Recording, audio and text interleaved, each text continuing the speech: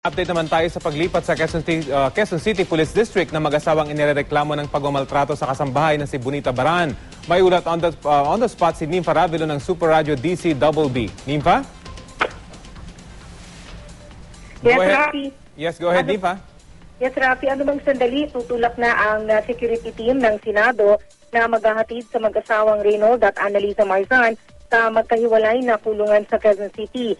Ang mag-asawang Marzan ay inakusahan ng pangmamaltrato sa kasambahay na si Bonita Baran. Ayon kay retired General Lucia Balahadra, ang Sergeant at Arms ng Senado, batay sa direktiba ni Senate Labor Committee Chairman Jingo Estrada, dadalhin itong si Annalisa sa kulungan ng mga babae sa Camp Karingal, habang ang mister namang si Reynold ay dadalhin sa Quezon City Jail na nasa Kamuning, Quezon City.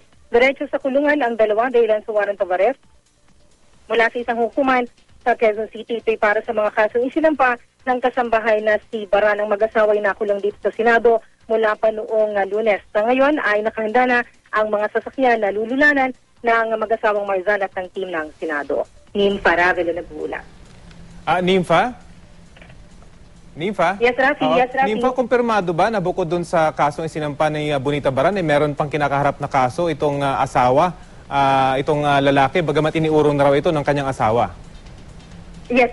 Information niya ni Senator Jingo Estrada na siyang nagsiwalat sa Senate hearing kahapon na mayroon palang isinampang kaso itong si Annalisa Marzan labang dun sa kanyang asawa na si Reynold Marzan. Oo. So, Nympha, meron din siyang warrant of arrest para dito? Standing pa rin yung warrant of arrest na yan. Yung kaso ay isinampa, batay dun sa impormasyon ni Senator Jingo Estrada, isinampa ni Annalisa Marzan yung kaso laban sa kanyang mister, 2 taon na ang nakakalipas. Pero ang sabi ni Marzan, ni Annalisa Marzan, hindi na daw niya pinorsu yung kaso. Pero ang impormasyon ni Senator Estrada at mayroon siyang nakuhang certification board sa korte, standing pa rin yung warrant of arrest laban kay Reynold Marzan para dun sa kasong isinampa laban sa kanya ng kanyang asawa. Ito yung paglabag sa batas laban sa pag-abuso sa kababaihan. So, dalawa yung kanyang kasong kinakaharap. Okay, maraming salamat, Nympha Ravelo ng DZBB.